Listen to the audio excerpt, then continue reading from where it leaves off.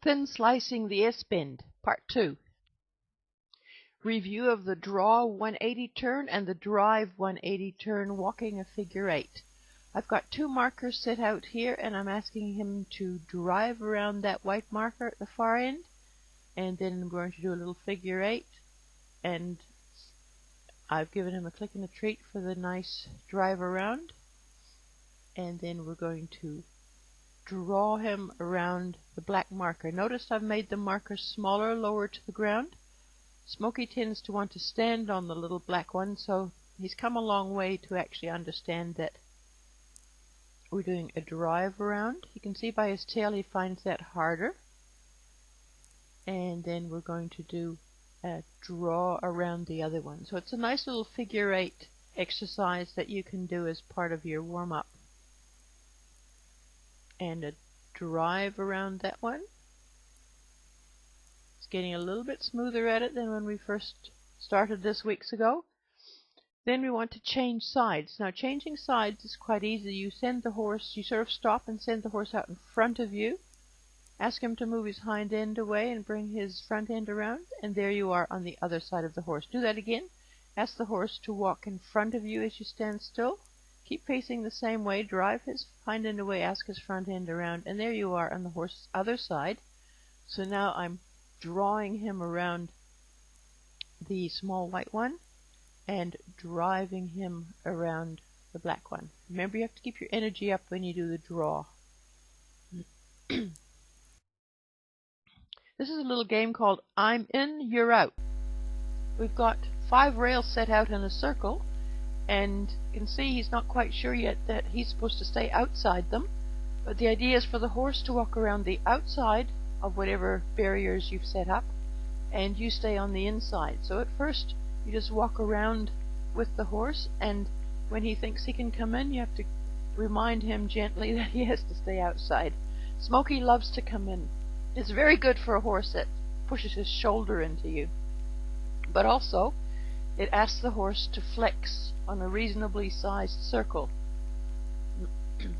And don't want to do too much without a click and a treat or a pause and a rest. You could put a mat out there for the horse to use as a destination if you want to.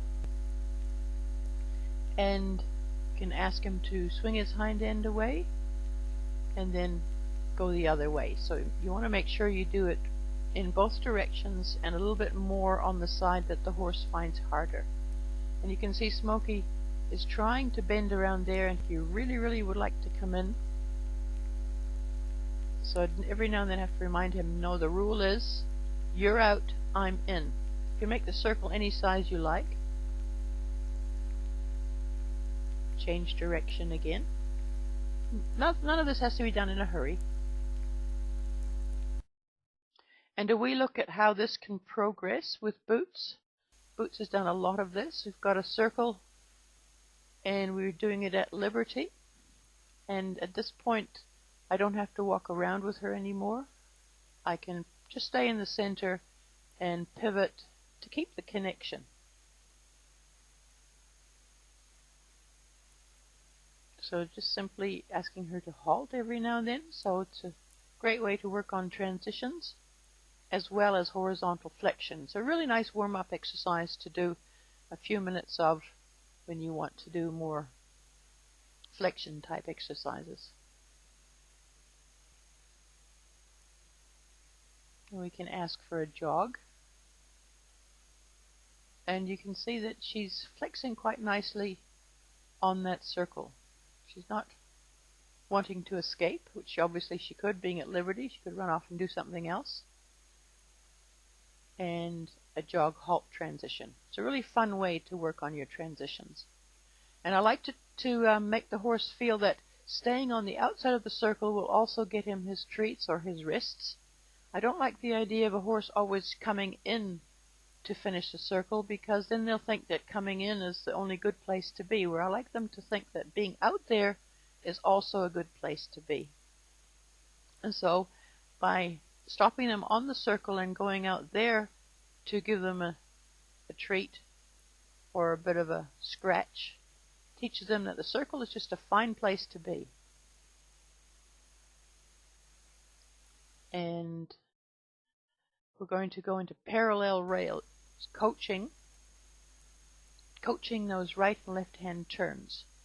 What I've got here is some rails set out with markers at the end. Those are 5-liter containers of water. The horse doesn't really like stepping on those. And the gaps, you can see there, he didn't quite make it into the next gaps. The gaps are either 1 meter, 3 feet wide, or a little narrower. So I'm asking him to take himself around there and into the next corridor, just as he'll have to do on the S-bend. We just haven't got the ends on the S-bend yet. And you can see that Smokey's really getting his feet together to come around there. I was very, very pleased with what he was doing, getting himself together to get around those tight bends. Now we're going to go back to the U-bend. Now, and we've put the rails down on the ground.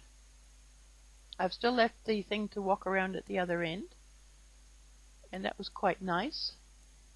But now you see he says, oh, it's much easier to walk across that rail, because he has been a trail horse and he always knows the easiest way around something.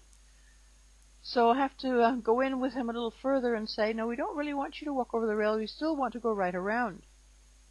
And it's interesting that although he did it so well on the previous exercise, a couple of minutes later he thought he'd go over the rail here.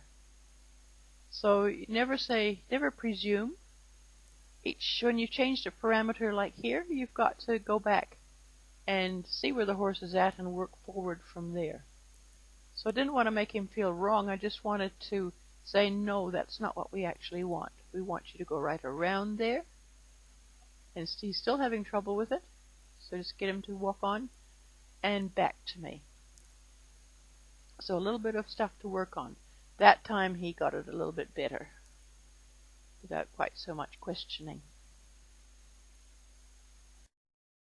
As well as suppling the horizontal muscles, Smokey is gaining confidence in understanding the task.